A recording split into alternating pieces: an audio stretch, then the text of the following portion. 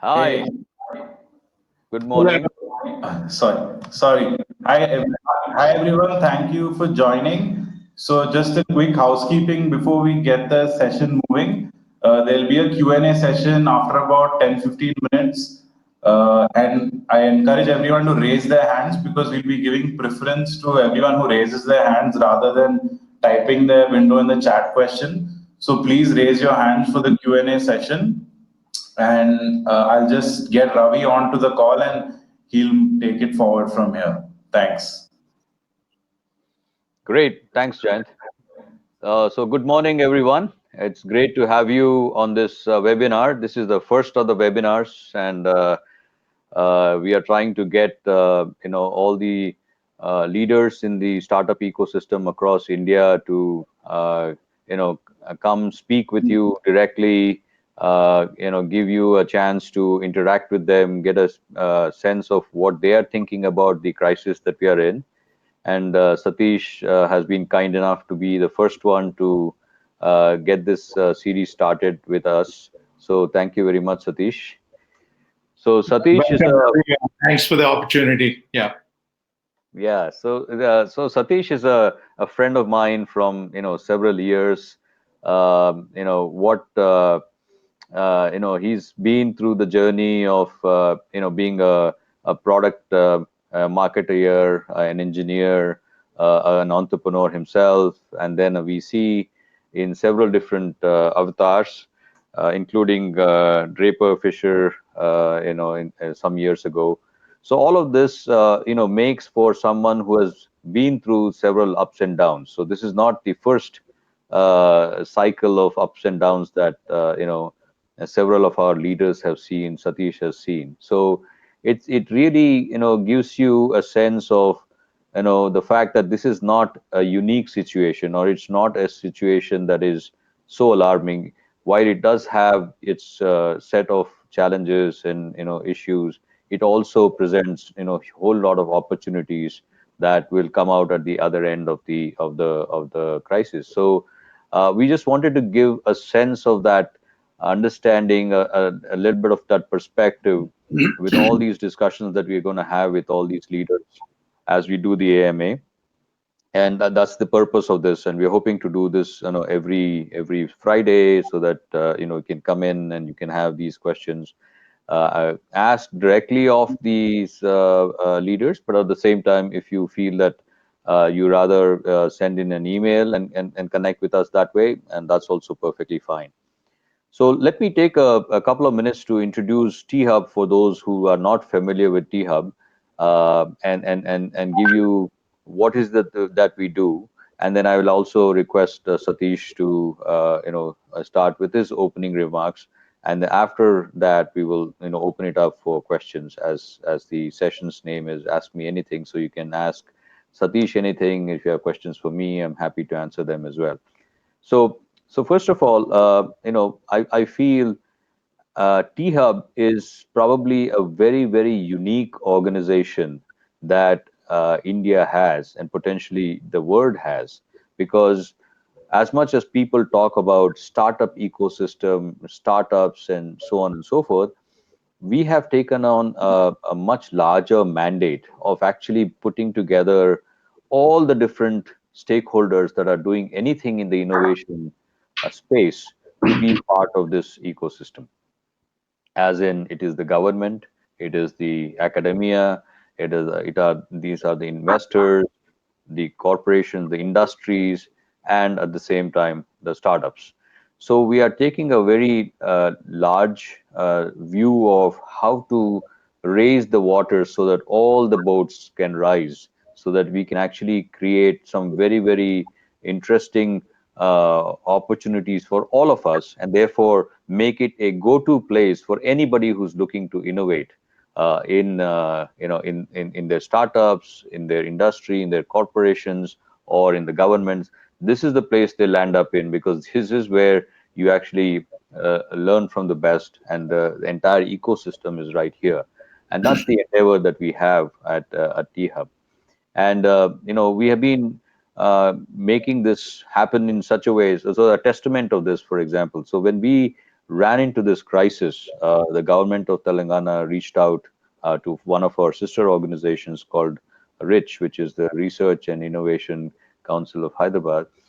We actually were asked to take in a lot of these very, very uh, inspiring startups to actually come in and offer their solutions, offer their products, offer their technologies for the problems that we were going to face with COVID. And we very quickly put together a council. Satish is part of that council to select those startups, uh, really take stock of what is the solution that they offer today, what is it that will take to keep them afloat and funded, and also take their solution to scale that any government would require you to do. So, it is one thing to say we created the innovation ecosystem. It's another to actually show you with what speed and expediency that we were able to, bring all the different constituents together to make this thing happen. So that's kind of the work that we do. People do look at our building in Hyderabad and this in the Triple IT campus as a very beautiful, very inspiring space. While we do a lot of work within the building, we also do a lot of work outside the building as well. And this is in terms of creating the ecosystem and working with all the different constituents and the stakeholders. So we do a lot of work, obviously, with startups. That is the largest constituency that we work with. And we work with very early stage startups. We work with some mid stage startups, and we also work with late stage startups. So it's like we do want to stay very relevant throughout the entire journey of the startups as they go along. And of course, our interest is that once they come to Hyderabad, they stay in Hyderabad. So that's kind of the kind of ecosystem support system that we're building for them, so that they can continue their journey. So that's kind of the quick update for you on how T Hub has positioned itself in the ecosystem, and as part of the support that it wants to offer to this ecosystem and to the entire startup ecosystem in India. We are putting this series of webinars. This is one of the several that we have, and I would encourage you to be a participant in this, because I feel that you will get a lot from listening to these webinars. You know that you're not alone. There are other people in the same situation, and there are ready-made solutions for 90% of the things that you're facing. So there's no reason for you to reinvent the wheel or struggle to things that you haven't you haven't found ready answers on Google or in other places. So with that, I will stop here, and I will request my friend Satish to start. As you can see, I'm such a big fan of his. I am trying to look like him as well. Oh, no, thank you, Ravi. Good morning, all. Obviously, Ravi, T-Hub is doing great work, and hope there's so much more to do. Um, I already put out a note on LinkedIn telling everyone that if I said I knew how to completely get through this crisis, it means almost it's a lie. But the beauty of this is that you get to work with great entrepreneurs, others in the ecosystem, and figure out a solution and try and get to the other side of the nuclear winter. There have been a couple of more such situations in the past, but nothing like this. Dot-com crash, year 2000, 9/11, and of course, we all know the financial crisis. The dot-com crash and the 9/11, I was an entrepreneur in the Valley running my startup. So obviously, there were a lot of learnings. The financial crisis had just started my venture capital journey, was at DFJ, and now at India Partners, while we all kind of weather this COVID crisis. If you really look at, and I'm pretty sure, there are lots of presentations floating around in terms of the sectors that are impacted, which of the companies will have headwinds versus which ones will have tailwinds. But just take a deep pause and think. If you really look at from consumers' perspective, right, there would be a lot of B2C businesses out there or consumer-facing businesses out there. Majority of the consumers would have income or eventually job loss, right? So that's very, very clear. From enterprises' perspective, tight cash flows, definitely lower revenues, and hence, obviously, lower profits or no profit. So they would not really have any money for discretionary spending. That's enterprise. If you really look at governments, most of the government's focus would be, how do you control the pandemic? Then rolling out stimulus packages for consumers, citizens as well as businesses.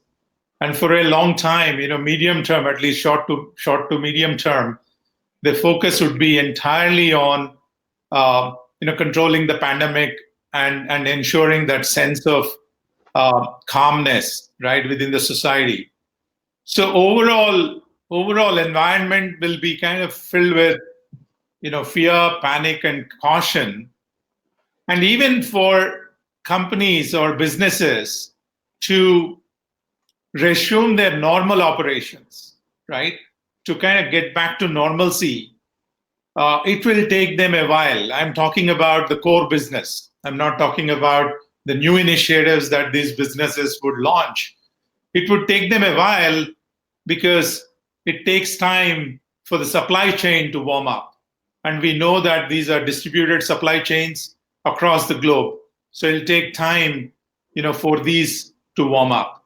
So think about, how it's impacted consumers, how it's impacted enterprises, what government's focus is going to be like, and for any business to start its normal operations, kind of what are all the dependencies. So I'm happy to answer, kind of share my experience as an entrepreneur as well as, venture capitalist. Quickly, with respect to guidance given to our portfolio, most important thing is have, business continuity plan, right? Ensure that your people are safe. That's very, very, very important. All your co-founders, executives, associates, even consultants, they should all be safe. Even if you resume the work, say after lockdown, ensure their safety. Follow obviously, guidelines from India, ICMR, as well as WHO, Ministry of Health. They have guidelines, so just follow them. And in terms of assess your business plan and conserve cash. Banks have already given moratoriums. We know that they're available for businesses, and I'm pretty sure they'll roll out more initiatives in the days to come. Rental negotiations, invoking clauses like force majeure, even payroll reduction in terms of deferment or voluntarily people coming forward to take lower salaries, rationalizing projects and roadmaps, all of that kind of very, very important. In terms of operational risk management, since you'll be working remotely from home for a while, having the daily activity planning is going to be very important. We all know, using collaboration platforms is a must. We have no choice. Backing up data on cloud, using VPNs from a security perspective. Banking operations, very important to have banking relationships with multiple banks. And then you need to have a core team, for war room or crisis management. Few people from your company being part of a core team to do the crisis management. I'll pause here. Happy to answer more questions. So Jayant, we have questions waiting for us. Hey, I think for everyone who joined a bit late, if you all can raise your hands so that you can ask questions, you'll come on the screen and be able to ask the question to the panelists directly. So please raise your hand. Yeah, we've got a few raised hands. I'm going to just patch them through. We have Monikesh first. He's a founder of Scrap Shoot. Hi, Monikesh. You can ask the question. Oh, he seems to have.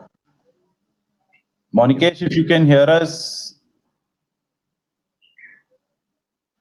uh, he seems to have cancelled. I'll get the next person is Paras. Hey, Paras, if you can hear us, you can ask the question right now. Sir, I'm being Hey, genuine to Paras, you. I'm go ahead. very scared right now. This is my first time. So No, no, please, act- please go ahead. We can hear you very actually, well. actually, my startup is in travel agency in field. I'm working on this field approximate in 1 year. So my question is that due to this crisis, the corona crisis hit the travel agency or travel firm most. So how to overcome this situation? So as a channel partner perspective and as a customer relation perspective, how to overcome that situation from there? That's my question.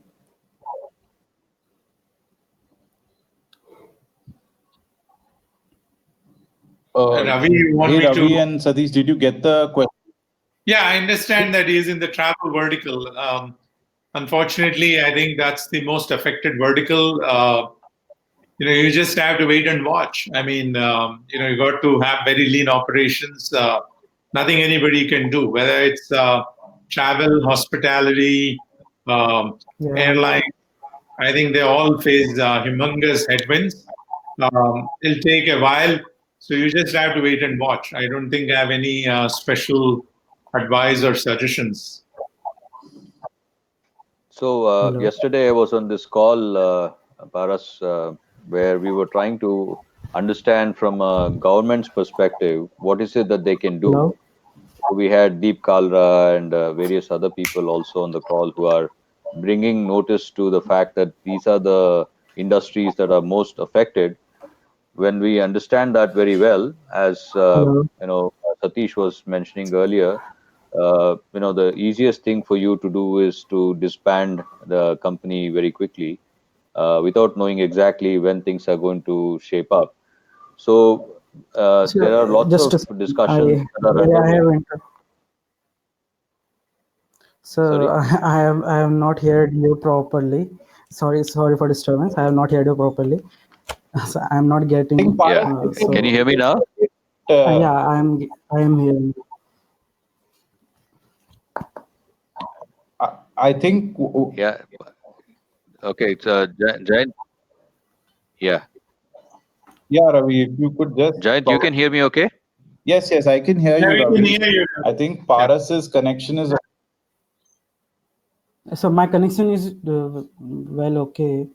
Okay, Okay. Paras, So we'll anyway, take so the question offline. I think Ravi will get the Yeah, that's next. fine. No, Yeah. Paras, can you do me a favor? Just turn off your video. Maybe your bandwidth will be a little better, and then I can just give you okay, my comments. okay, Okay. okay. Can you hear me okay now? Yeah, sir. Okay. So, Paras, so I was just saying that I was in a meeting with the government yesterday, and Deep Kalra and others were also in the meeting. So Okay. obviously, I think there is big understanding, a good understanding amongst all the industry players that this is one of the most hard hit sectors. And in this situation, the natural tendency for us to do is to completely abandon ship or reduce the number of people there very quickly, and especially those that are Mm. the junior most in your team probably will get hit the most. But I feel, as Satish was mentioning earlier, that there is an end to the tunnel. It's not like this is indefinite or Yeah, it's yeah. not going to happen. So the judicious thing for you to see is that how is the travel industry going to come back, and how in what shape is it going to come back in, and how is it that you can maintain your value that you have created in this industry, of course, at as minimal a cost as you can. And there are certain schemes that are coming out from the government as well, and the banks and so on, to help you in some fashion. But at the end of the day, 90% of the heavy lifting Okay, comes sir. from you and your co-founders on figuring out how best to ride this thing out. It may take anywhere from 3 to 6 months, and as long as you know how you're going to conserve cash and be around to take advantage of the opening that will be given to you, Yeah. is I think incumbent on that. One of the things that I want to leave you with, Paras, is as much as you think it is about reacting to the crisis, it's also trying to take advantage of the crisis to really reinvent yourself in a way that you come out much stronger than the way you entered this crisis. Yeah, I think Paras has left us. His connection seems to be a little this thing. But thanks, Paras, and everyone else who's going to come online. In case your connection is little off, please turn off your video. Now we have the founder of Naya Gadi.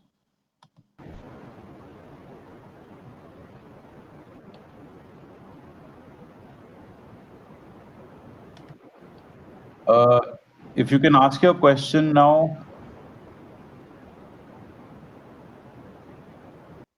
Uh, Now we have the next question.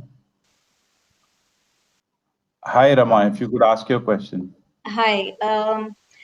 I am basically into natural and organic products, and I feel this is quite an advantageous time for me to, put forth a lot of fitness and health aspects into the market and stuff. Yet, given the situation, I feel a little handicapped because I'm not able to advertise in the physically, in terms of, in the localities. We are so interdependent, and my the basically the distribution system is getting affected here. So how do I work around that? Because social media is the only thing that I have where I can talk about my products. No, I think from a product or a solution perspective, I think a lot of people will prefer going forward, right? Natural foods and organic foods. We see that movement already in the community. You should leverage digital marketing as much as you can. Even if the situation is normal, spending on offline marketing is going to be very expensive for you, and it's for small companies without large amount of capital. It's a very expensive proposition. And you're right. I think the supply chain is a big constraint. I think you may want to. There are companies like, while the big baskets of the world or the grocers of the world, the grocery delivery, even Amazon is still trying to get its act together within India in terms of grocery, Amazon Fresh. So I think if you can connect with some of these players who already have the supply chain figured out, that's a good way of doing it. Also, smaller fleet operators, like I know in Bangalore for sure, folks like Let's Transport or some other fleet operators are offering this help. Um, Even I know Ninja Cart is also trying to now. Previously, they were more B2B, but then they're going after the gated communities. So use digital marketing, use folks who have the supply chain figured out. I think for now, that would be my advice. Yes, sir. I have another question also. Being a small enterprise, we were just born in October last, and we have come up with this natural honey and some cosmetics and luxury products like essential oils and handmade soaps and all the organic stuff. So, marketing these in these times, I mean, especially the cosmetics and luxury stuff, is something. Does it have any ethical? I mean, given these times where people are looking at their lives, I was having a question on that. Whether I can just go ahead and advertise No, about that. yeah, I think you just started, right? I think you've just started your journey. I think for all the entrepreneurs out there, I just want to remind that, you are running a sprint as well as a marathon. Please don't think that any startup journey is a sprint. You're lucky, if you ran fast and you won the race and then you said, I'm done with it. You have to run very fast every day, and then next morning you have to wake up and you have to run again, and you have to remember that it's a marathon. So considering the fact that you're going to be in the game for a long time, you're playing a fairly long game. I think get your strategy, get your product mix right, understand your customer profile, maybe do the surveys now, and then get all of your strategy, and then go and splurge a little bit more on marketing maybe in a few weeks from now. Right now, it's just about what would people pay attention to, right? That is what is going to define your ROI. So, if I were you, I would go slow on that. Sure, sir. Thank you. Are there any other sites that you would suggest us basically to advertise, or any bloggers who would push us fast? Let Jayant take this input, and then T Hub team, and if required, we'll collaborate and answer Sure. these questions. Is that okay, Ravi? Yeah, that's fine. Yeah. So that way more people get to ask. Sure. Great, sir. Thank you. Great. Thanks, Rama, for your question. We'll move on Thanks, to the next Rama. question. Good luck. We have Navneet. Hi. Hi, Navneet. You can ask your question. Thank you, Jayant. Hi, Ravi and Sateesh. Thank you for answering our questions. So I work with a firm here in Bangalore, which is right now building a digital product in the education space. So for us, more than the business being affected, it is more in the lines of how can we improve productivity in situations like these? How much ever do we use G Suite and other productivity tools as an option? It is not about the tools being available or not being available. It is a whole mindset of getting work done in these kind of situations because things get a little relaxed. So any tips that you can help us with will actually probably get to building our products a little more faster and abide by our internal timelines. So Go ahead, Satish. Yeah, so it was very interesting time for us, Navneet, at T Hub. We consider ourselves as a startup as well, because we are continually evolving to serve our customer base, which is very varied, as I mentioned to you. So we kind of had some inkling of the fact that things will start becoming very, very difficult for us. So a lot of the discussions that is happening in the media is usually about the tools, but I think that's step number 3. Step number 1 for us was to actually take stock of the business and very clearly define what are the different objectives that we wanted to accomplish within the next 1 to 2 months. Of course, we also were doing business planning for the next fiscal year at that time. So it was very timely for us to say, okay, that is for 12 months. How about for the next 2 months?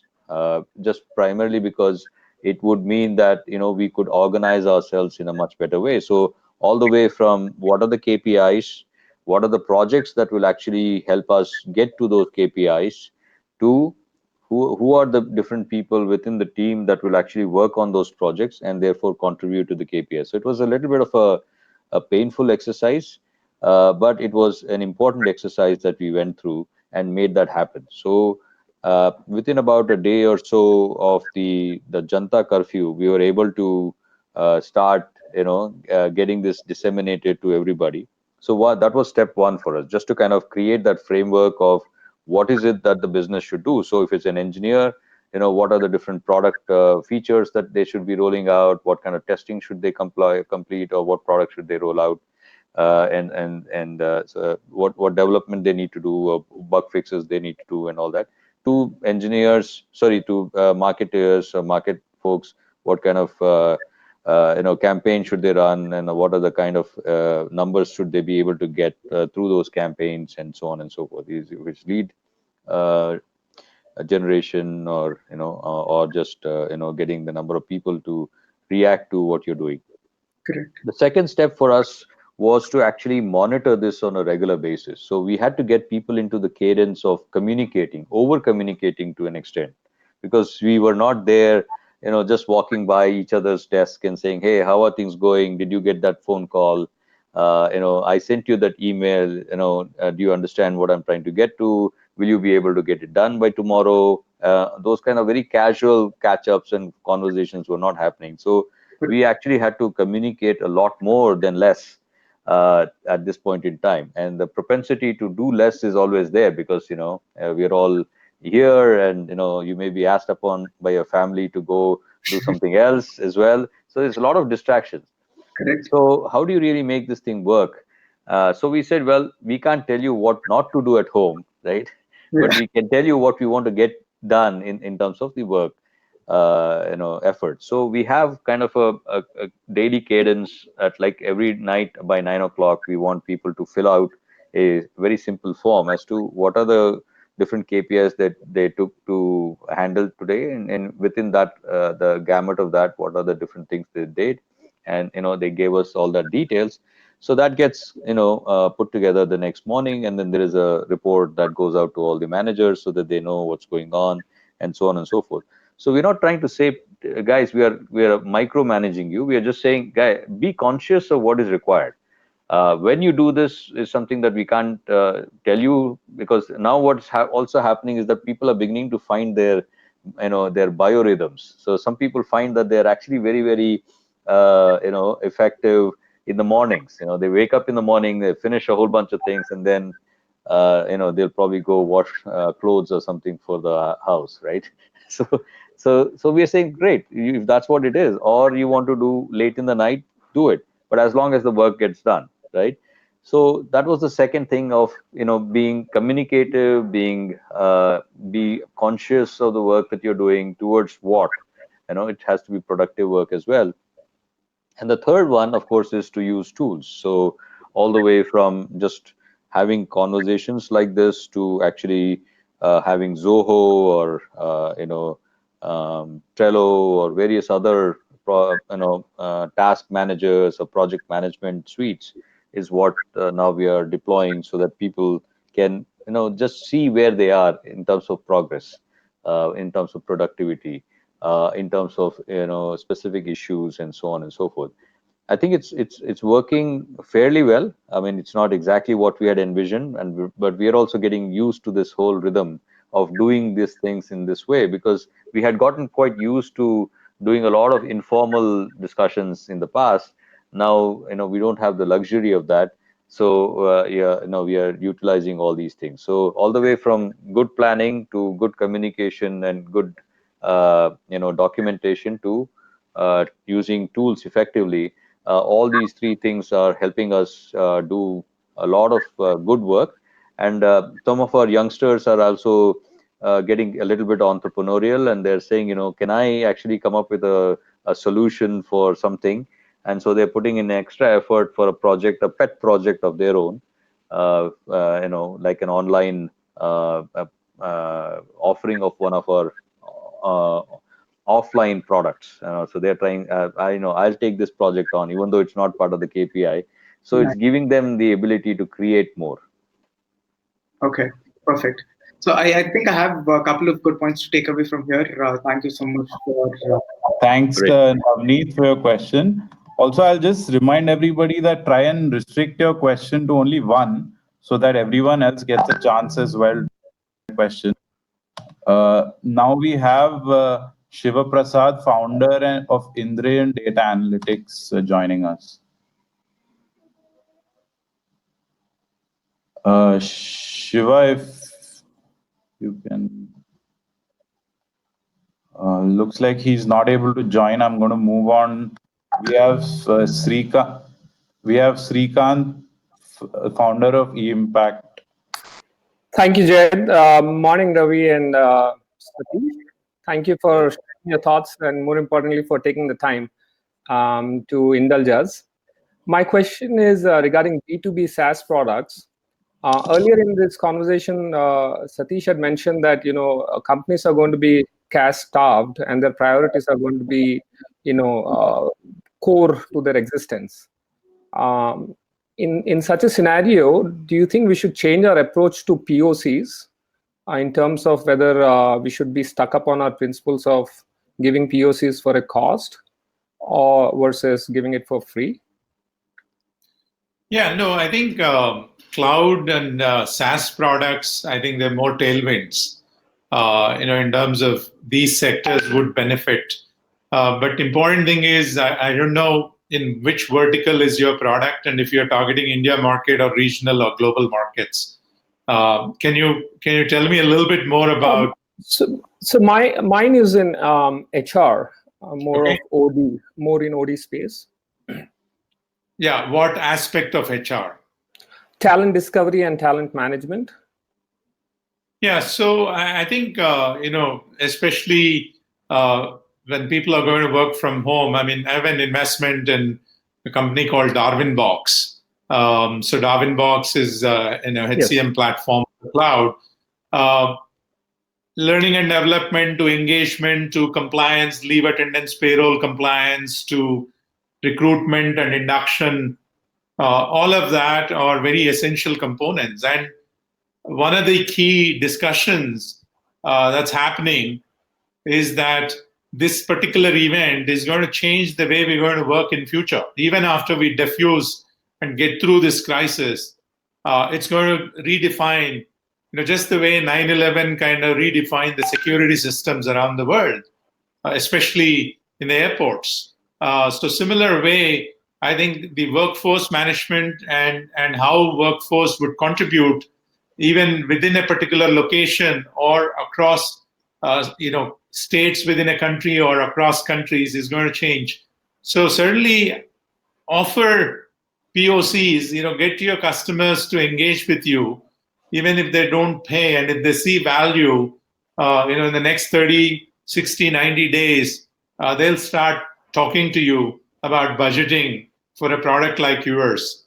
At this point of time, if you're a small team and if your burn is not a whole lot, and the product is ready, I would strongly encourage that you engage with as many customers as possible. That way, for many product teams out there, what's the best thing you can do? In today's time and age, go really make your product very robust.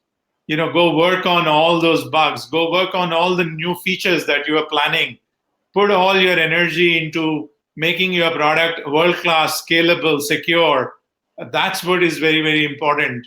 And once the situation is normal, you can run twice as fast. That'll be my input, Shrikant. That's great. Thank you so much. Shrikant, I'll just add something to what Satish said. So, if you think that your customers are understanding what their requirements are and how strong that requirement is, where they are willing to pay for the POC or, just, engage with you just to understand the capabilities of your product, I don't think they themselves are very clear. So, as much as it is important on the engineering side to make your product robust, it's also I think an opportunity for you to build these relationships, these conduits for conversations back and forth. So if it is possible for you to have as many POCs as you can, these are building those relationships, these are building those conversations for you, so that once they are clear about their requirements, they do think about you, they do think about a certain version, maybe not exactly what you have demonstrated to them, but some variation of that will actually solve their problems going forward.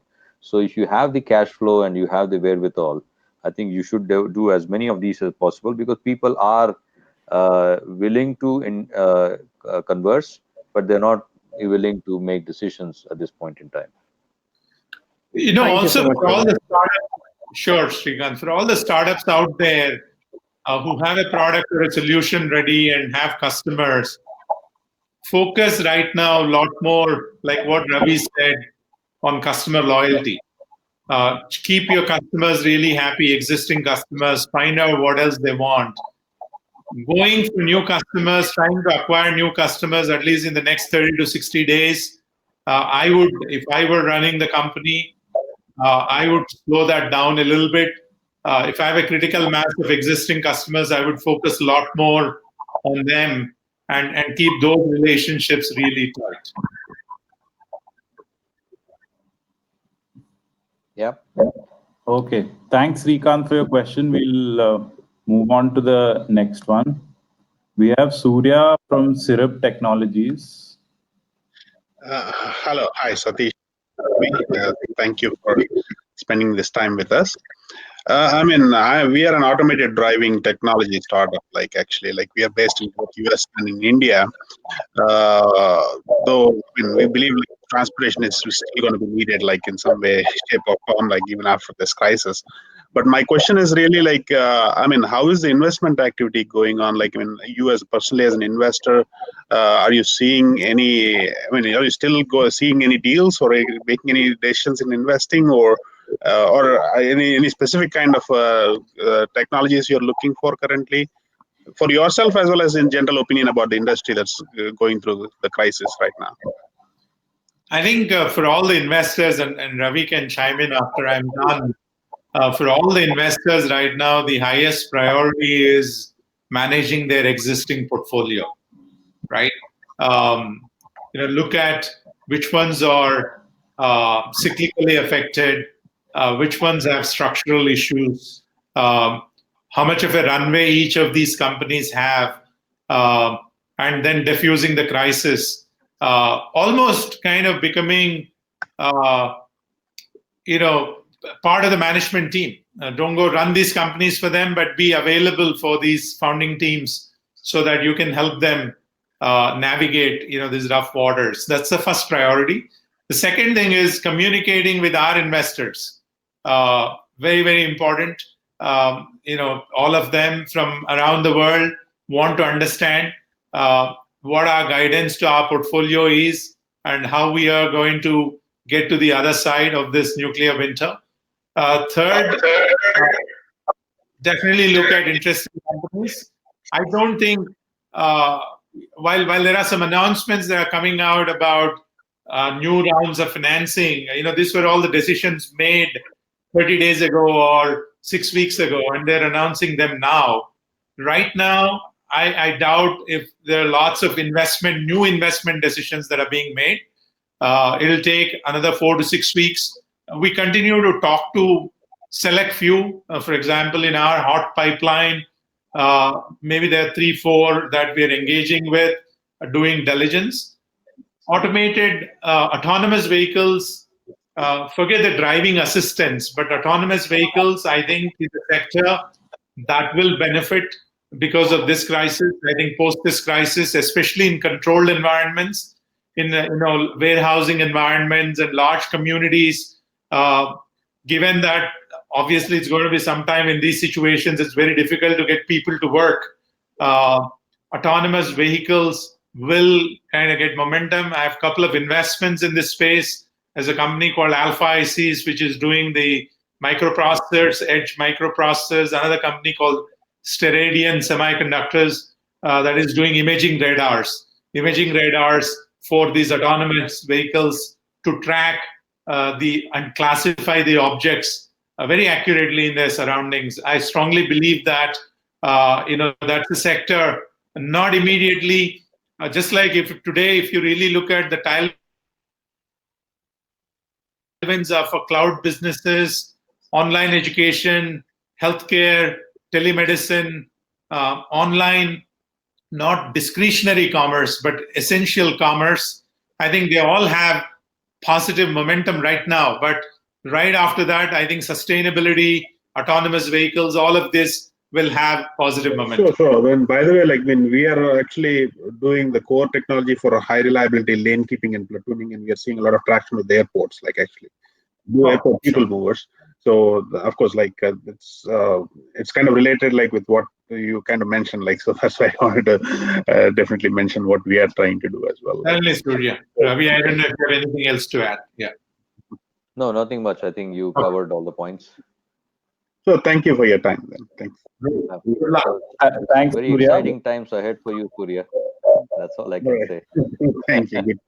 You're in the right place. So we actually, Surya, if you could just switch off your connection with us. We Video. now have Shiva Prasad. Actually, his connection was a little bad, so he's asked this question on chat. His question is: most of his sales involve physical meetings, convincing real estate owners, facilities managers, and building owners. He's been almost a month without sales because of the lockdown. Uh, uh, and he's not sure after this if he'll have the same luxury of flexible travel and meetings. Do you have any suggestions on handling these situations at the moment? Was I able to, were you able to get the question? Sorry. The question was clear, Jayant. What product is he offering to those commercial real estate owners? He has Can you not. speak? You can only type. I think since it's like that, we'll just move on to the next. Take it offline. Yeah. Yeah. We have Sankeet. Hi, Sankeet. So my question is, is it ethical for business companies to invest in fear-mongering situations that are happening right now? Because companies, like few people are investing in surgical masks and all of this stuff, and they are selling it for more than triple and quadruple the price. So is there any way we can counteract that situation? I think government will take care of it. I think most of these are brought under Essential, Services Act. So I think it's illegal to kind of, jack up prices for any of these, like sanitizers or masks, or Yes. right. So I think it'd be more government. I'll take care. If you know of any such situations, I think the best way to get government's attention is to tweet to the right people. That's all I can say. Ravi might have more insight. No, I think this is falls under the same gamut of saying, sending false information or information that only creates panic. So there's a lot of work that the government is doing to give you some authentic information that comes directly from them. There is also, of course, a chance that some people are taking advantage of this to benefit them, commercially. That also, I'm sure, will be frowned upon. And I know that the state of Telangana has been very proactive in being in the middle of all these conversations, so that none of these things really take shape in a big way. I'm sure the other states are also looking to curb these kinds of activities. Yes. So Thank you, sir. Satish's idea of tweeting and getting the widest awareness and visibility to that is always a very effective way of doing it. Yes. Thanks, Thank you. Sankeet, for your question. Now we have Harsha from Starfish Venture Partners. Hi guys. Hi, Sateesh and Ravi. Thank you for your time. So Starfish is basically a startup studio. We incubate companies at an idea and early stage. And since what I just heard from what you told Surya, that investors and VCs are kind of taking a step back, and it probably, with the economy taking such a big hit, and VCs, I guess, re-strategizing on how and when they're going to be investing in new companies. How do you think we should re-strategize what companies we would incubate and also self-sustain ourselves?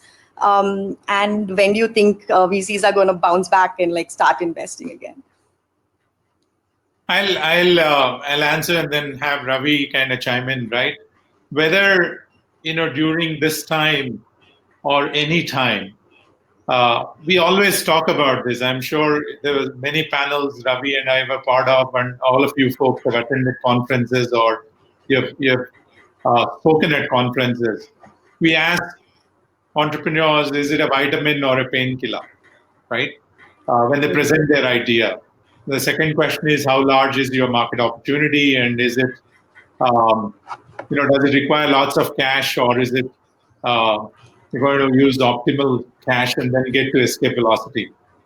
So to me, I think it's very important for even the entrepreneurs who are in the audience, while you realize that you're running a sprint as well as a marathon, you also need to be very honest. If you are pursuing ideas that are vitamins, if you are pursuing ideas that warrant the discretionary spend of either a consumer or enterprise or government, those verticals, those products, solutions, services are going to find it very, very, very tough to sustain and survive. During good times, it's easier. I mean, you must have all read about Nika just announced a big round of funding, and they're almost a unicorn.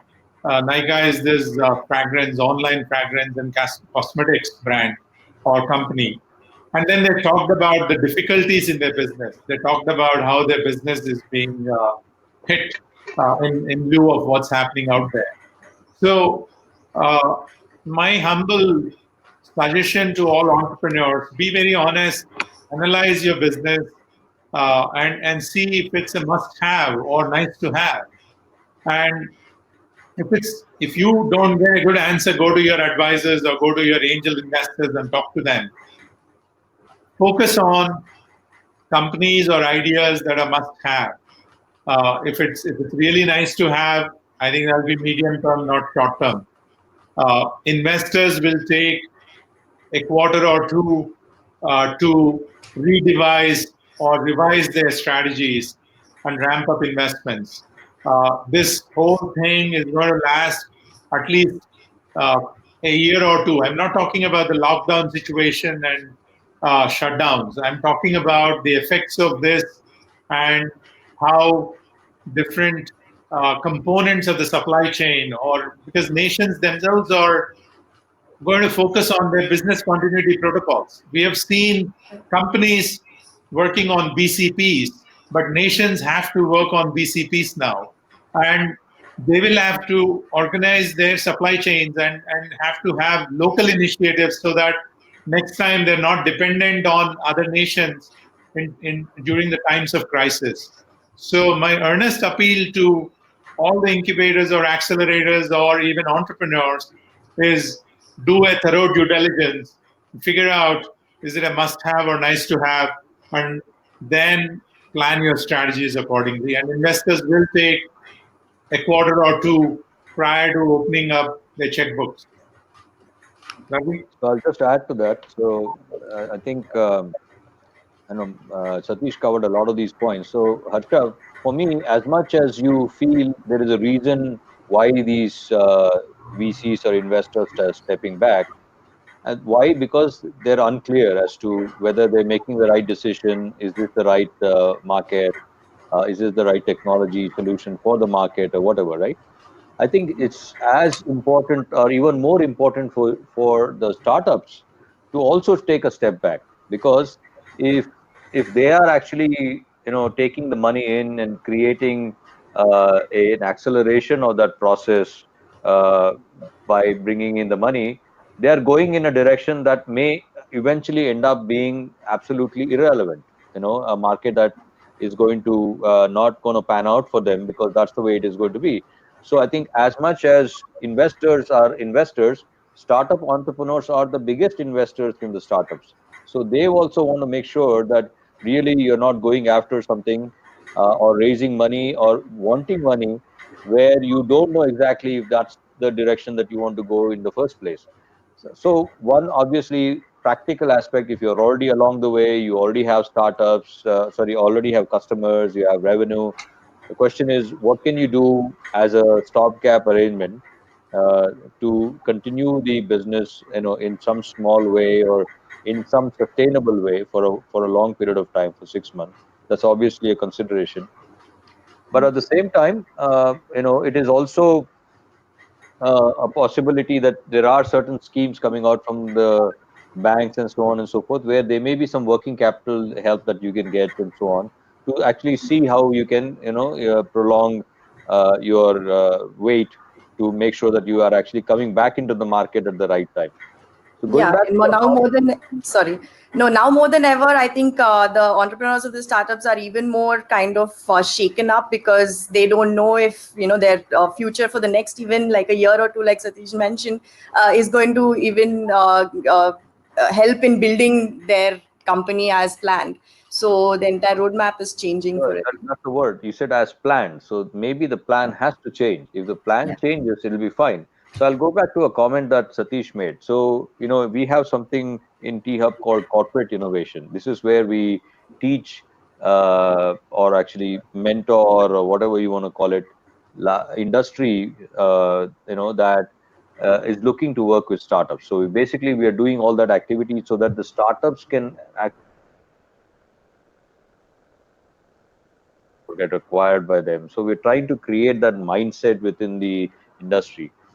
So earlier when we were trying to sell to them, it was actually a vitamin. Hey, if you actually open up your idea, and open up your minds to the fact that there is so much great technologies that you can actually get from startups. Say if they are, if you as a corporation are sitting on a lot of data, here is an AI startup that you can actually collaborate with, and you can really get some great insights and or build some very great predictive models and so on, which was actually a more of a concept that we were throwing to them and saying this will stand you in great stead because your competition is already doing it.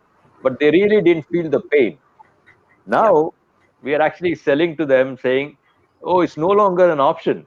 It's no You longer need a it. vitamin. It's a painkiller. You really need to take it. Yeah. So I would say it's the plans are changing, but also it's also an opportunity for the startups to reinvent themselves and go really fast once the gates open once again.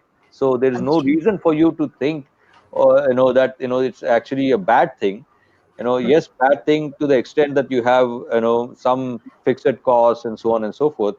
But other than that, it's also an opportunity to really quickly reinvent yourself and get out of the gates really fast. That's true. Awesome. Thanks, Harsha, Yeah. for your question. So again, for I, folks out there, Jayant, like Ravi mentioned, there are lots of initiatives behind the scenes that are taken up with the government.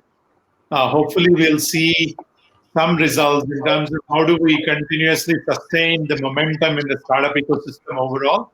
Yeah. Ensure the runway, either through certain equity, grant, or debt made available.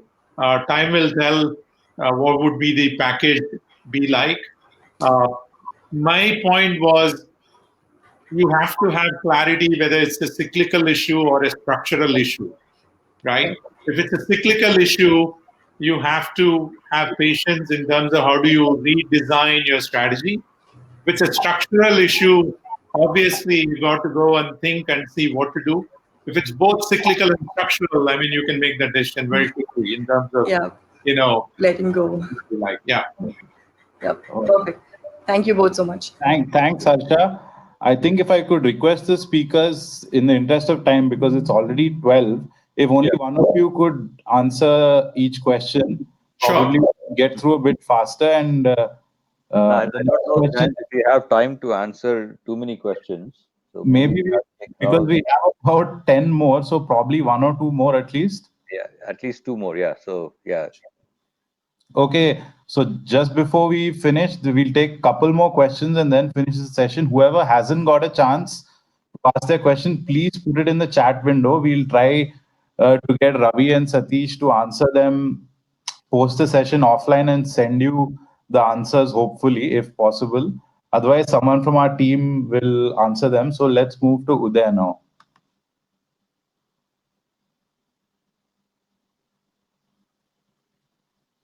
Uday, can't seem to get him. We have Anand. Hey, Anand. Hi, I'll switch off my video. I have a pretty, straightforward question, I would say. That is, with all the, news coming in, all of our customers are also pretty much trying to kind of go lean and reduce costs on everything. So the thing is all about how do we actually draw a line on how much of discounts or how much of what should I say, kind of postponing of payments and everything can we actually be doing, while at the same time being very sensitive to the the situation of theirs and also ours, which is more like a catch-22 at this time. So where do we draw the line? What would you say to your own portfolio companies on where to draw the line? Sateesh? Yeah, I think it all depends on what are the contractual terms and first of all, profile of your own customer. How healthy are they financially? The second thing would be the contractual terms. I would not invoke or talk about the contractual terms. If you are very clear about the financial profile and well-being of your customer, I'd go back to them and tell them about my situation as a startup and what it takes for us to survive, and request them to support us by making payments on time. If it's sitting in, if you invoiced and sitting in a 30 or a 60-day bucket, I would not worry about it. But if it gets into 90 or 120 bucket of AR, I would request them. And then the last step is really talking about the contract, which is signed by both parties. To me, during these times, even going to third parties, receivables financing and all take a lot of time. It all comes back to what's your product or solution that you're offering, the profile of your customers, and their financial well-being, and are you talking to the decision maker or the sponsor and making that earnest appeal? I think these are the three things I would do if I were the entrepreneur, or this is how our portfolio companies do it. Okay, yeah. Thanks so much. Thanks, Anand. Last question, Jayant.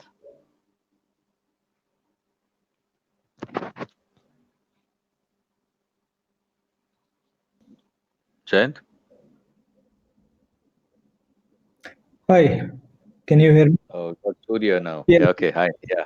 Hi. So thanks for addressing great questions, and I think you've been through these cycles from your experience, and it's a great perspective for us.